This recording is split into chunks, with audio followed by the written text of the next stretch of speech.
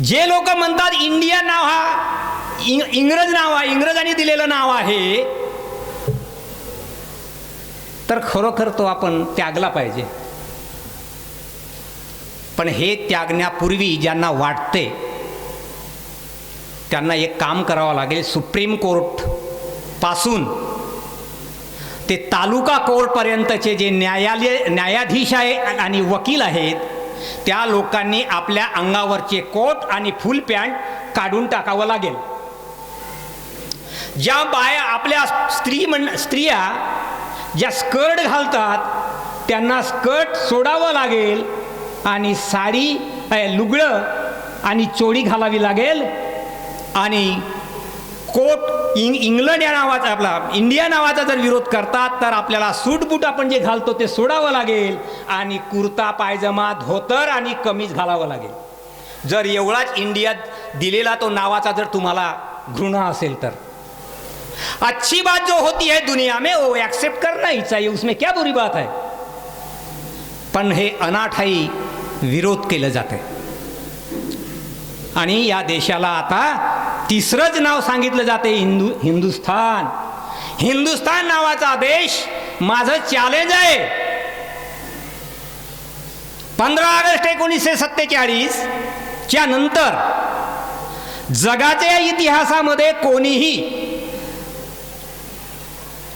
हिंदुस्थान नावाचा देश दाखवावा. मी त्याच्या घरी 15 दिवस पाणी भरीन, नाहीतर त्याला मी पाणी भरायला ठेवीन. मग ते नरेंद्र मोदी असू शकतील, नाही कोणीही असतील.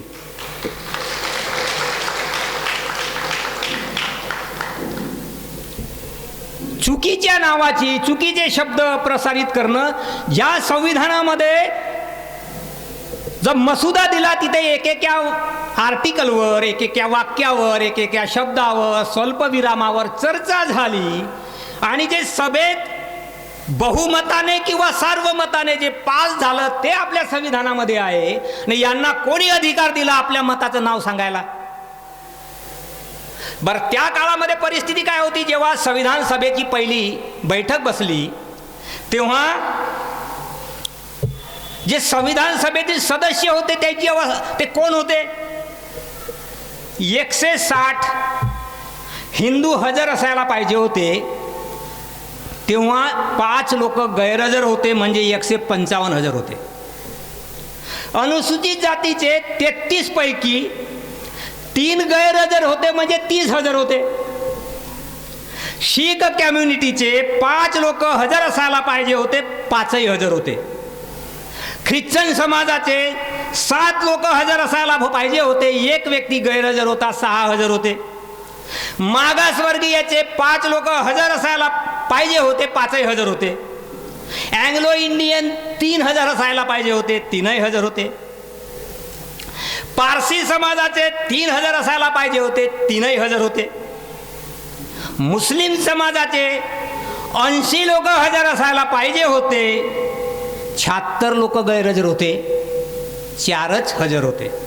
असे एकूण 211 लोक हजर होते. म्हणजे 155 हिंदू, अनुसूचित जातीचे 30, शीख. जर आताच्या कायद्याप्रमाणे पाहिलं तर आर्टिकल 25(2) स्पष्टीकरण 2 मध्ये हिंदू या शब्दात शीख, बौद्ध आणि जैन येतात. जर यांची गोळाबेरीज केली तर म्हणजे 155, 30, शीख 5 यांची आणि मागासवर्गीय 5 अशी जर संख्या केली तर आपले होतील 195. म्हणजे जवळजवळ 195च्या जवळपास समजा संख्या झाली. हे सारेचे सारे हिंदू होते. आणि म्हणून त्या काळी विन्स्टन चर्चिल आणि विस्काउंट सिमन यांनी या संविधान सभेवर टीका केली. ते म्हणाले हे संविधान सभा म्हणजे हिंदूंचा जमघट आहे. तेव्हा संविधान सभेचे अध्यक्ष जे होते माननीय डॉक्टर राजेंद्रजी प्रसाद, त्यांना स्पष्टीकरण द्यावं लागलं होतं. मग मी म्हणतो या हिंदुस्थान म्हणणाऱ्या लोकांना त्या काळचे लोक मूर्ख होते असं तुम्हाला म्हणायचं आहे का? आणि तुम्ही जास्तीचे शहाणे झालात. त्या काळचे लोक विद्वान होते, अनेक संविधानाचा अभ्यास केलेले होते, पण त्या लोकांनी हिंदुस्तान या देशाला म्हटलं नाही. संविधान सभेमध्ये इंडिया दॅट इज भारत हे आर्टिकल पास झालं. कोण्या नाकानं तुम्ही आता हिंदुस्तान म्हणता? आणि हिंदुस्तान म्हणत असाल तर हिंदू आणि स्थान दोन शब्द आहेत, आणि यांचं म्हणणं असेल तर आम्हाला आधी हे सांगा, हिंदू आणि स्थान म्हणजे हिंदुस्तान हा शब्द कोणत्या भाषेत आहे? या शब्दाची उत्पत्ती काय आहे? कुठून आलेला आहे शब्द? तेव्हा कुलियात आर्य मुसाफिर नावाचा ग्रंथ लिहिला रे, जे आर्य समाज ज्यांनी स्थापन केला, दयानंद सरस्वती, त्यांचंही म्हणणं आहे, आणि कुलियात आर्य मुसाफिर ग्रंथ लिहिणारे, नाव विसरलो माफ करा, त्यांचंही म्हणणं आहे की हिंदू हा शब्द वेदामध्ये, कुठल्याही पुराणामध्ये, काल परवाचं सत्यनारायण इथे सुद्धा हा शब्द सापडत नाही. म्हणजे हिंदू हा शब्द किंवा या शब्दाची उत्पत्ती संस्कृत शब्दापासून नाही, कारण वेद हे संस्कृत भाषेत आहेत, तिथे शब्द नाही, म्हणजे हा संस्कृत शब्द नाही. Clear cut. तेव्हा पुढे सांगितलं जाते की हा शब्द मुस्लिम शासकांनी दिलेला आहे. हिंदू हा शब्द पारशी, उर्दू पारशी शब्द आहे, तो मुसलमानांनी दिलेला आहे, आणि त्याचा अर्थ होतो काळा, सेवक, दास, गुलाम, हरामखोर, दरोडेखोर, काळ्या तोंडाचा चोर. आणि हे अर्थ सांगितलेले आहेत महाराष्ट्र शासनाने प्रकाशित केलेली उर्दू मराठी डिक्शनरी. आणि नागपूरचे असतील कदाचित ते दिलीप श्रीधर भट नावाचा माणूस, आता भट या नावावरून तुम्ही समजू शकता तो ब्राह्मण आहे, त्यांनी काळ्या तोंडाचा चोर असं अर्थ होतो हे त्यांनी पेपरमध्ये दिलेलं आहे. तेव्हा हिंदुस्तान म्हणजे हिंदूचे स्थान, म्हणजे काळ्या तोंडाचे चोर ज्या ठिकाणी राहतात तो हिंदुस्तान असा अर्थ होईल. मित्रो, आपल्याला कोणाच्या भावना दुखवण्यासाठी मी सांगितलं नाही, तर या देशाला जे हिंदुस्तान म्हणतात त्यांच्यासाठी आहे. आणि ज्यांनी मला जे विचारलं होतं की बाबासाहेबांना लिहिलं म्हणून आम्ही म्हणावं का, तर बाबासाहेबांनी संविधान लिहिलं नाही, तर बाबासाहेबांनी मसुदा लिहिला. आणि त्या काळी जेवढे सदस्य होते 211 पहिल्या सभेला, आणि जेव्हा संविधान पास झालं त्यावेळेस एकूण संख्या झाली होती 324. ते 235 होते ब्रिटिश प्रांतातील आणि 89 होते संस्थानिकातील, अशी शेवटच्या क्षणी 324 संख्या झाली होती. मग या बाबासाहेबांनी मसुदा लिहिला, ते चर्चा झाल्यानंतर जे पास होत होतं बहुमतानं असेल किंवा सार्वमताने, ते त्या संविधानामध्ये लिहिलं आहे. आणि म्हणून जे लोक म्हणतात की हे संविधान बाबासाहेबाचं आहे, चुकीचं आहे, हे संविधान बाबासाहेबांनी मसुदा लिहिला. मग बाबासाहेबाला महत्त्व काय? बाबासाहेब घटनाकार का म्हणतात? लेखक नाही म्हणत. लेखक लिहिलं असतं ते एकट्याचं झालं असतं. घटनाकार याच्यासाठी म्हणतात की त्या संविधानाला तयार करण्यासाठी, चर्चा चर्वण करण्यासाठी विद्वान मंडळी होती, सर्वांच्या संमतीनं ते घटना झाली. आणि म्हणून बाबासाहेबाचा त्यामध्ये मोठा रोल होता. जे संविधान सभेचे सदस्य असायचे ते बाबासाहेबाला जेव्हा प्रश्न विचारायचे त्याचे उत्तर मात्र बाबासाहेब द्यायचे. म्हणून बाबासाहेबाला घटनाकार म्हणतात. आणि ते संविधान अशा पद्धतीने तयार झालं, लेखक म्हणून नव्हे, घटनाकार म्हणून. आणि मग ते तयार झालेले संविधान देशाला अर्पण केलं. आता तुम्ही सांगा, जेव्हा आपण एखादी वस्तू कोणाला दान करतो तेव्हा ती वस्तू दानकर्त्याची राहत नाही, ती ज्याला दिली जाते त्याची होते. आणि हे संविधान देशाला अर्पण झालं तर हे संविधान या देशाचं आहे, बाबासाहेबाचं नव्हे. आणि म्हणून आम्ही म्हटलं पाहिजे हे संविधान कोणाचं आहे? देशाचं आहे. आणि हे बाबासाहेबाचं संविधान म्हटल्यामुळे बाकीचे लोक आधीच बाबासाहेबाच्या विरुद्ध होते. आजही बाबासाहेबाच्या विरुद्ध लोक आहेत, त्यांच्या मनामध्ये जळमट आहे, ते अजून काही निघालं नाही. जर झालं नसतं असं तर प्रत्येक व्यक्तीच्या घरी संविधान गेलं असतं, सोबत बाबासाहेब गेले असते. पण असं काही होत नाही. फक्त बाबासाहेब इलेक्शनच्या काळामध्ये त्यांच्या गाड्यांवर मात्र जे बॅनर लागतात त्या बॅनरवर मात्र बाबासाहेब हटकून राहते. आणि जर बाबासाहेबाच्या चित्र लावलं नाही तर पार्टीवाले म्हणतात, अबे हरामखोरा, पहिले बाबासाहेबाचा फोटो लाव. आणि मग ते फोटो लावले जाते. मित्रो, हे सगळं चुकीचं होत आहे. बाबासाहेबाला आपण स्वीकारलंच नाही. खरे बाबासाहेबाला ज्या दिवशी लोक स्वीकारतील, ज्या दिवशी लोक संविधान स्वीकार करतील, त्यावेळीस या देशाचं चित्र नक्कीच वेगळं राहील. या देशामध्ये चुकीचे शब्द प्रसारित केले जातात. प्राईम मिनिस्टर या शब्दाचा अर्थ, आमच्या देशाचे प्राईम मिनिस्टर सध्या कोण आहेत? नरेंद्र मोदी. प्राईम मिनिस्टर या शब्दाला मराठीत अर्थ काय घेऊ आपण? प्रधानमंत्री घेऊ की पंतप्रधान? पण नरेंद्र मोदीजी आपल्या स्वतःला प्रधानमंत्री नाही म्हणत. ज्या वेळेला ते संसदेमध्ये गेले तेव्हा पहिल्या दिवशी पायऱ्या चढताना त्यांनी त्या पहिल्याच पायरीवर नतमस्तक झाले आणि त्यांनी सांगितलं, मला प्रधानमंत्री नका म्हणू, मला प्रधान सेवक म्हणा. म्हणजे आता प्राईम मिनिस्टर मध्ये दोन शब्द, प्राईम आणि मिनिस्टर. म्हणजे मिनिस्टरचा अर्थ सेवक आणि प्राईमचा अर्थ त्यांनी तिकडे प्रधान ठेवला. म्हणजे हिंदीमध्ये प्रधान सेवक. आमच्या महाराष्ट्रामध्ये मराठीमध्ये प्राईम मिनिस्टरचा अर्थ घेतात, प्राईमचा अर्थ पंत आणि मिनिस्टरचा अर्थ प्रधान. आता मी मराठी माणूस म्हणून त्यांना लिहिलं पाहिजे, पंत सेवक माननीय नरेंद्रजी मोदी, असं जर मी पत्र लिहिलं, काय त्यांच्या डिपार्टमेंटचे लोक आणि प्रधानमंत्री नरेंद्र मोदी स्वीकार करतील?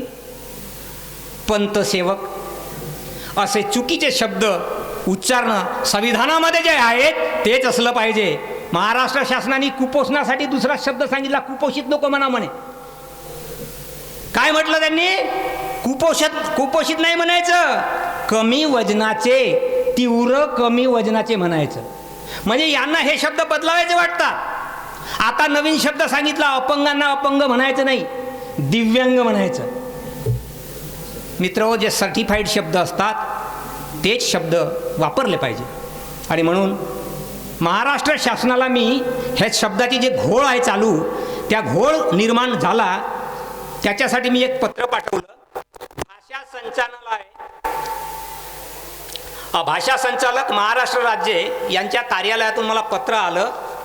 त्यांना मी विचारलं होतं की प्रियांबलमध्ये जो शब्द आहे सेक्युलर, आता सेक्युलर शब्दाची मोठी गंमत चालू आहे. सेक्युलर शब्दाला पंथनिरपेक्ष म्हणतात लोक आणि आमच्या महाराष्ट्रामध्ये धर्मनिरपेक्ष म्हणतात आणि मूर्ख लोक सर्व धर्म समभाव म्हणतात, संविधान न वाचणारे. क्योंकि सर्वधर्म संभाव शब्द संविधान में मैंने देखा नहीं. शब्दाचा कसा घोळ चालू आहे. हिंदीमध्ये पंथ निरपेक्ष संविधानामध्येच आहे, कारण देशाचं संविधान दोन भाषेमध्ये तयार झालं आहे, इंग्रजीमध्ये आणि त्याच्यानंतर लगेच ट्रान्सलेशन झालं हिंदीमध्ये.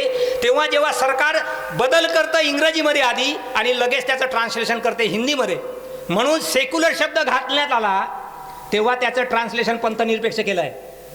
महाराष्ट्र सरकारने संविधान प्रकाशित केलं, त्याचं धर्मनिरपेक्ष केलेलं आहे. म्हणून आमचं कर्तव्य आहे, हिंदीत म्हणायचं असेल तर पंथनिरपेक्ष, मराठीत म्हणायचं असेल तर धर्मनिरपेक्ष. पण सर्व धर्मसंभाव कुठून आणला? चुकीचं. आणि म्हणून हे चुकीचं जे चालू आहे, म्हणून म्हटलं सरकारलाच तर विचारू दे काय आहे. न्याय मंदिर कोर्टाला म्हटलं जाते. नागपूरमध्ये सारा विद्वानाचा खजाना आहे भरला, पण तिथेही हायकोर्ट आहे, डिस्ट्रिक्ट कोर्ट आहे आणि त्या डिस्ट्रिक्ट कोर्टच्या इमारतीवर लिहिलं आहे न्याय मंदिर. आणि आमचे वकील बसले आहेत जुने. मी सरकारला विचारत आहे, कोर्ट या शब्दाचा अर्थ सांगा. अनेक न्यायालयाला विचारलं मी, कोर्ट या शब्दाचा अर्थ सांगा, किंवा न्याय मंदिर तुम्ही शब्द लिहिलेला आहे त्याचा पुरावा सादर करा. नागपूरच्या कोर्टाने उत्तर दिलेलं आहे म्हणे पुरावा उपलब्ध नाही. गोंदियाच्या कोर्टाला विचारलं, पुरावा उपलब्ध नाही. यवतमाळच्या कोर्टाला विचारलेलं आहे, उत्तर यायला आहे. कोणताही व्यक्ती उत्तर देऊ शकत नाही, कारण सरकारजवळ त्याचा पुरावा नाही. कारण कोर्ट या शब्दाचा अर्थ न्याय मंदिर नाही, न्यायालय होते असं सरकारनं सांगितलेलं आहे मला. पण बदमाशी कशी आहे, न्याय मंदिर लिहून राहिले आपल्याच मनानं. मी चॅलेंज करणार आहे कोर्टात, साहेब वकील लढायला तयार राहाल. मी प्रश्न विचारला, त्यांनी उत्तर दिलं आहे मला. प्रियांबलमधील सेक्युलर या शब्दाला मराठीत उद्देशिकेत धर्मनिरपेक्ष असा शब्द आहे. हे अधिकृत उत्तर आलेलं आहे मला. आणि त्यांनी सांगितलं संविधानामध्ये आहे म्हणते, हे संविधानातच आहे.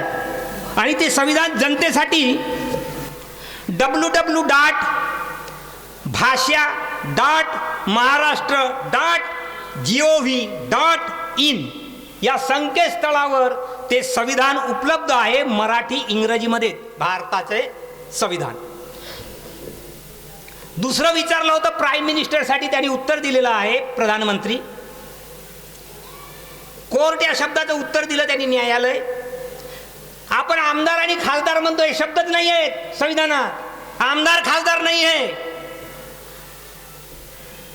जेव्हा मुघल काळामध्ये होते दिवाने आम दिवाने खास, त्याचे शब्द उसने घेतले ना, आता म्हणतात खासदार आणि आमदार. हे संविधानातले शब्द नाही आहेत,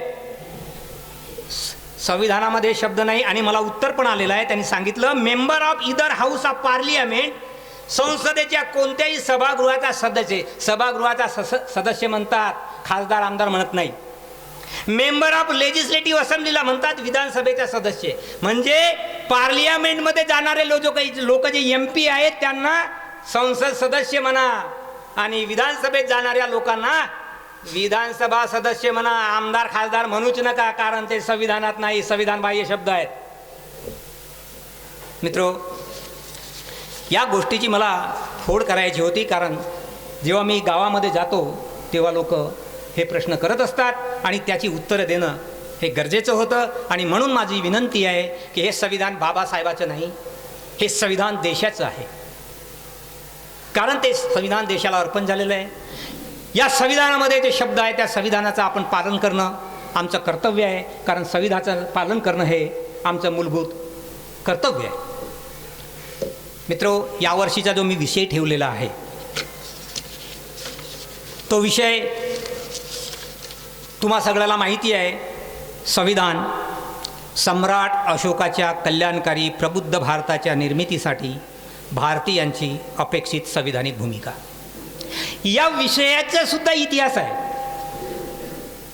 हा विषय मला जो सुचला तो गेल्या वर्षी या कार्यक्रमाचे अध्यक्ष जे मौर्य साहेब आहेत, ते बाराभाटी हे गाव आहे मोरगाव अर्जुनी तालुक्यात, त्या ठिकाणी ते साहित्य संमेलनाला आले होते. मी तिथे गेलो होतो आणि त्यांनी सम्राट अशोकावर अतिशय सुंदर असं मौलिक व्याख्यान केलं होतं.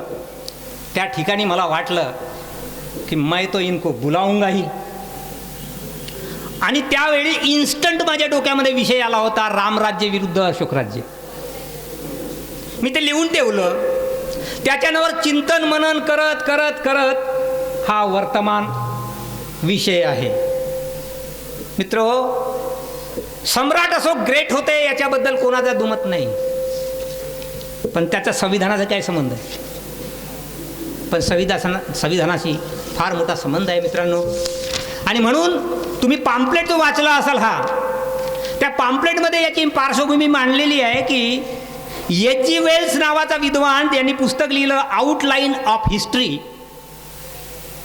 ते म्हणतात इतिहासामध्ये हजारो दशक राजांनी आपल्या नावाची नोंद करून गर्दी केली आहे. आपल्या भव्यतेने, दयाळूपणाने, शांत स्वच्छ चारित्र्यांनी आणि राजकीय उंचीने इतिहास ललाटभूत केले आहे. परंतु सम्राट अशोक या सर्वांमध्ये एकटाच आणि एकटाच ताऱ्यासारखा चमकतो आहे. असं ज्या अशोकाचं वर्णन आहे, ज्या अशोकाचं राज्य कल्याणकारी होतं म्हणून आपल्या बहुजन समाजाला जोडण्याचं काम, जाती तोडो समाज जोडो ज्यांनी आंदोलन चालवलं ते आदरणीय कांशीरामजी, ते नेहमी म्हणायचे माझ्या स्वप्नातला भारत सम्राट अशोकाचा भारत. बाबासाहेबालाही भारत कल्याणकारी भारत पाहिजे होता, प्रबुद्ध भारत पाहिजे होता आणि त्याच्यासाठीच वेलफेअर स्टेटची संकल्पना आपल्या संविधानामध्ये मांडली आहे आणि त्याच्यासाठीच निदेशक तत्व आहेत. आणि म्हणून असं कल्याणकारी राज्य जर आपल्याला स्थापन करायचं असेल तर आपल्या संविधानामध्येच ती व्यवस्था केलेली आहे. परंतु समोरचा जो भाग दिलेला आहे या ठिकाणी, भारतीयांची अपेक्षित संविधानिक भूमिका, ही अपेक्षित संविधानिक भूमिका मांडल्या गेली नाही किंवा पाळल्या गेली नाही, म्हणून आपल्याला अडचणी दिसत आहेत. आणि म्हणून तो आपला रोहित वेमुल्यासारख्या माणसाला आत्महत्या करावी लागते. ज्या वेळेला संविधान देशाला अर्पण करण्यात आलं आणि पहिली निवडणूक 52ला झाली, तेव्हा अपेक्षा व्यक्त केली होती की या संविधान सभेमध्ये असणाऱ्या सदस्यांनी आपल्या एरियामध्ये जावं आणि जनतेला सांगावं या संविधानामध्ये नेमकं काय आहे. पण त्या लोकांनी ती भूमिका केली नाही मित्रहो. आणि म्हणून आम्हाला हे कल्याणकारी राज्य स्थापन करण्यासाठी या शासनाची, प्रशासनाची काय भूमिका आहे हे आम्हाला इथे मांडायचे. म्हणून भारतीयाची जी अपेक्षित भूमिका, या भारतीय या शब्दामध्ये शासन, प्रशासन आणि नागरिक हे 3 घटक अपेक्षित आहेत. मला एका व्यक्तीनं म्हटलं, आम्ही हे जे काम करतो इथे भारतीयांची ना अपेक्षित भूमिका, नागरिकांची कोणती भूमिका आहे म्हणे इथे. तेव्हा एक उदाहरण सांगतो आणि मी थांबतो. माझं प्रास्ताविक खूप लांबलेलं आहे पण ते गरजेचं होतं आणि कमीत कमी मला ते गरजेचं 12 महिने मला सांभाळावं लागते गावामध्ये, ते उत्तर देणं मला गरजेचंच आहे. आत्ताच आमच्या लाखांदूरला 1-2 महिने झाले असतील, इथे ग्रामपंचायत होतं, आता नगरपंचायत झाली.